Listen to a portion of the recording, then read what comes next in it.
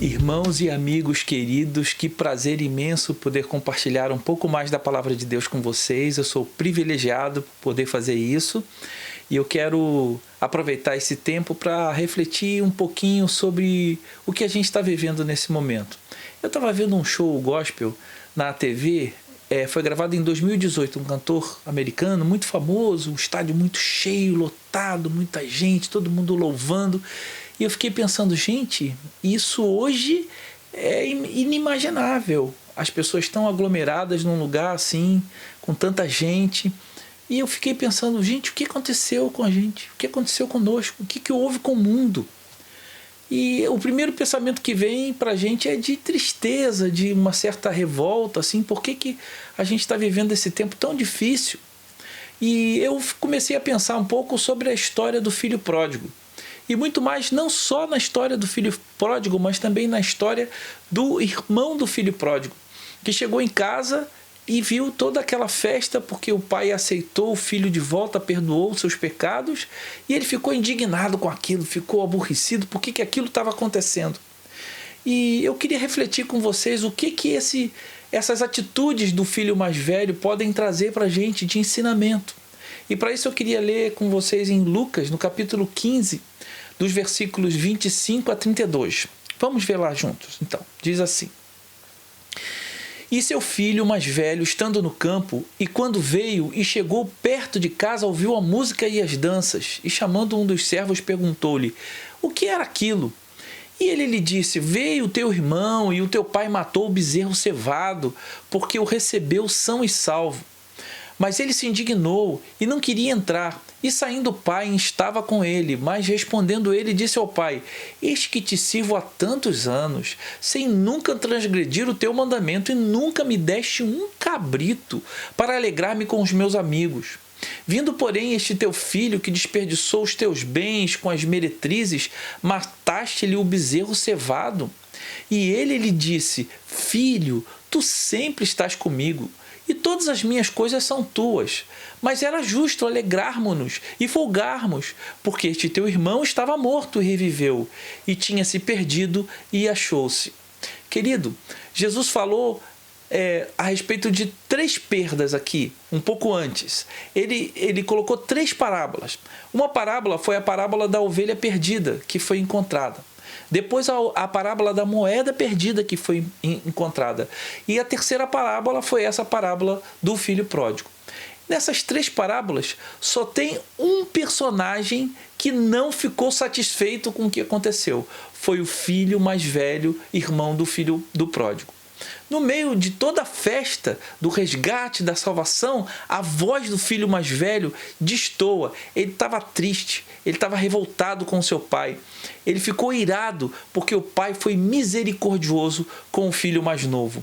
O filho mais velho, ele estava do lado de fora, enquanto o filho pródigo estava dentro da casa do pai.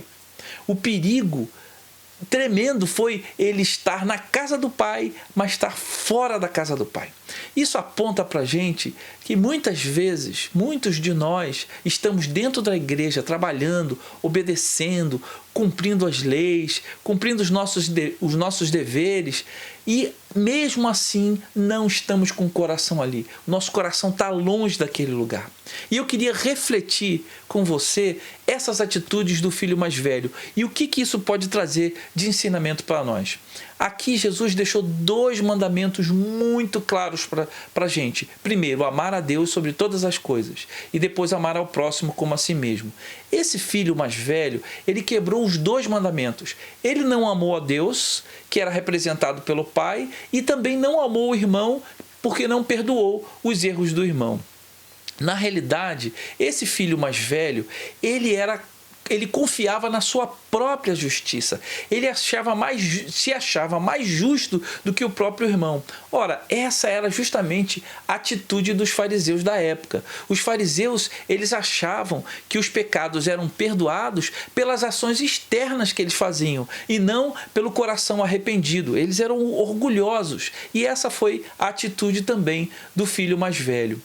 Ele era uma pessoa que, apesar de ter toda a liberdade na casa do pai, ele vivia como escravo. Ele obedece ao pai por medo, ou então para receber algum tipo de elogio ou algum tipo de privilégio. Ele faz as coisas certas, mas com uma motivação errada. A sua obediência, ela não provém do coração. Queridos, muitas vezes pessoas estão na igreja, mas estão com o coração longe dali. Não estão fazendo as coisas por amor a Deus, mas estão ali por um mero cumprimento de compromisso. E eu queria que você refletisse um pouco a respeito disso.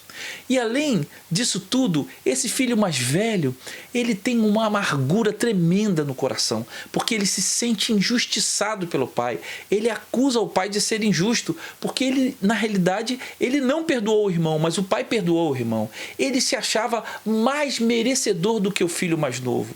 Queridos, muitas vezes o nosso serviço a Deus está baseado na lei, no legalismo, e não na graça nem na fé que opera através do amor.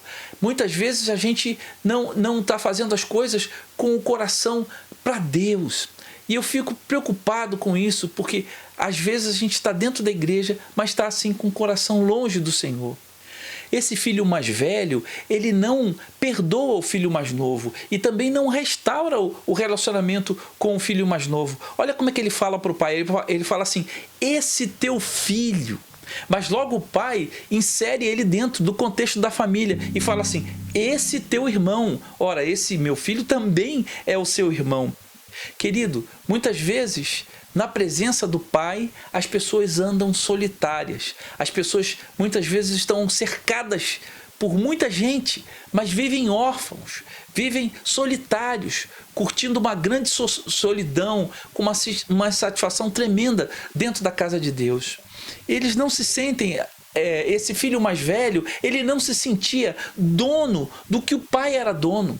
Ele não tinha consciência de que o que era do pai também era dele. Ele reclama, poxa, você nunca me deixou matar um bezerro para eu me alegrar com os meus amigos. Mas aí o pai fala, poxa, mas tudo que é meu é seu também. Você tinha esse direito. Então, querido, eu quero dizer para você o seguinte, que apesar de rico, aquele filho mais velho se sentia pobre. Ele não tinha consciência daquilo que ele tinha com o pai. E muitas vezes, nós cristãos não temos consciência daquilo que nós temos em Deus. Deus tem vida abundante para você, amado. Deus tem rios de água viva para você. Deus tem a paz que excede todo o entendimento. Deus tem alegria maravilhosa, cheia de glória, incomparável. Essa deve ser a nossa vida. E concluindo essa nossa breve reflexão, eu quero dizer que mesmo que o pai, saindo ao encontro do filho pródigo, o abraça para se reconciliar, o filho mais velho não entende essa atitude. O remédio para o filho mais velho era o mesmo remédio do filho mais novo, se arrepender dos seus pecados. Mas ele ficou de fora, ele não achou isso, ele se achou injustiçado. Queridos, todos nós hoje estamos vivendo momentos muito difíceis e a nossa atitude nesse tempo pode ser de culpar outras pessoas pelo que está acontecendo com a gente. Certamente, esse tempo de pandemia que estamos vivendo tem responsáveis. A gente não pode ser alienado e achar que não existem responsáveis por isso. Sim, existem. Mas se a gente ficar revoltado, irado, indignado, se sentindo justiçado, nós não vamos trazer a solução para o nosso problema. Talvez esse tempo seja um tempo para a gente repensar as nossas atitudes, um pouco do que a gente vem sentindo dentro da igreja, deixar a nossa justiça própria de lado e pensar o quanto Deus quer trabalhar em nós e através de nós. Repensar muitas vezes que a gente, quando está fisicamente na igreja, na casa do Pai, nós muitas vezes estamos com o nosso coração longe dali. E agora a gente pode aproveitar esse tempo em que a gente não está se reunindo fisicamente para a gente repensar as nossas motivações e o que nos faz ficar conectados com Deus.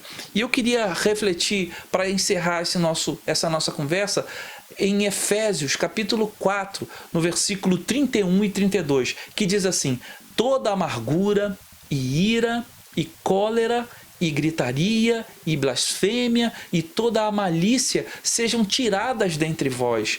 Antes, sede uns para com os outros benignos, misericordiosos, perdoando-vos uns aos outros, como também Deus vos perdoou em Cristo. Amado, esvazie o seu coração de toda revolta, de toda ira. Deixe o Espírito Santo trabalhar na sua vida. Pare de olhar para os outros e culpar os outros pelo que está acontecendo com você, mas deixe Deus agir no seu coração. Deixe o Espírito Santo tomar o seu coração e trazer a paz que excede todo o entendimento.